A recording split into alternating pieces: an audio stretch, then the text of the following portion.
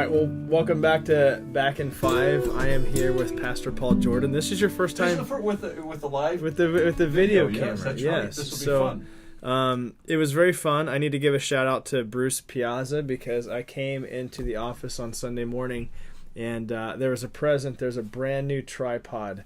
I'm not using it right now, Bruce, but I'm still using my old one. But I have great plans for it in the future. So thank you so much. Thank you, Bruce. Yeah. I don't know if you got to see it, but I was making fun of how bad my tripod is last week. I was not aware of that. So anyway, but I take your word for it. But anyway, so you preached this last Sunday, and we're in our Advent series called Fulfilled, and you had the opportunity to talk out of Matthew chapter 1, and you talked about the birth of Christ, and more than just the birth narrative of Christ, you really talked about who Jesus was, what roles, and what kind of person was he. So kind of talk us through your message. Sure. What we talked about was just really who is this baby whose birth we're celebrating and what was his mission. Yeah. And so those were the three main points. The first one being that Jesus is the promised Savior who saves us from our sin. That's the first several verses. He's human. He's divine. He's the Messiah. He's also the Savior. So just emphasizing again his person of who he is, and all this is founded. This whole series is fulfilled. Is how Jesus he fulfills the Messiah's prophecies from the Old Testament. We mentioned that there's some 700 prophecies that he fulfills, and so these are just some of the ones that refer to specifically his birth. And Pastor Brad is covering some of the other ones at different phases of his life. And then the second point was that who is this baby?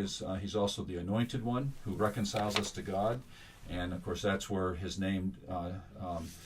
Jesus, which we would say Joshua is many times in the Old Testament, Jeshua, Yahweh is salvation, is that's his first name that has to do with our salvation. Call him Jesus because he's going to save the kids, he's going to save the people from their sins. And then Emmanuel, God with us. And then the third point being Jesus is the King of Kings who deserves our worship. And of course that's when the wise men from the east come and they worship him. And so again, that should be our response to the baby, is that we worship and exalt him. Yeah. I mean, you think about this. I mean, you just summarized, your 35, 40-minute sermon just like that. So it's because I think about all these things when we consider all the different titles or the roles that our Messiah or Jesus played. Was there anything that really stuck out to you that thought, hey man, this is really encouraging to me? I know for me, just writing down the fact, your first subpoint in point 1 is that he's human. I think often in my own personal life, going to the passage in Hebrews chapter 2, where that he was made like his brothers, like when he took on flesh, he walked. He walked just as we walked. He experienced the same type of affliction and suffering that I experienced. And so therefore, when you get to Hebrews chapter 4, he is a faithful and merciful high priest, who's able to sympathize us with our weakness, and we can approach the throne of grace with freedom and confidence. Sure. and find help in our time of need because we have a Savior who is like that. He was fully human. But is there something that maybe stuck out to you, the fact that he was divine or Messiah or Savior or Jesus or Emmanuel? Is there anything that stuck out to you like, man, this is just really encouraging for you? Actually, looking at chapter 1, because I started at the beginning of the message talking about the genealogy and how especially that the focus was that he is not only the son of David, who we'd expect because he's coming as Messiah and as the king of Israel, but also that he was a son of Abraham. And so how you go through all of those 14 generations, and that's verse 17 of Matthew, where it talks about the 14 generations from Abraham to David, and then from David to the exile, and then the exile to the coming of Christ. But they did that all emphasizing that Jesus really is human, and that's established just for that purpose. And so I thought that was really something that I knew, but I hadn't really tied that together so significantly. Again, establishing, and I think the point that I was making is that we many times demise his humanity, and we tend to deny his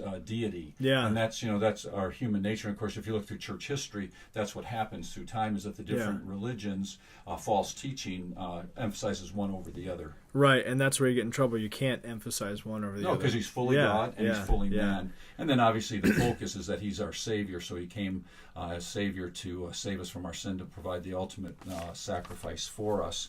And again, then just concluding with the fact that our response to him should be just like the wise men from the east who came and they worshipped him with so little knowledge. If you just think about the little knowledge that they had, and yet they pursued him.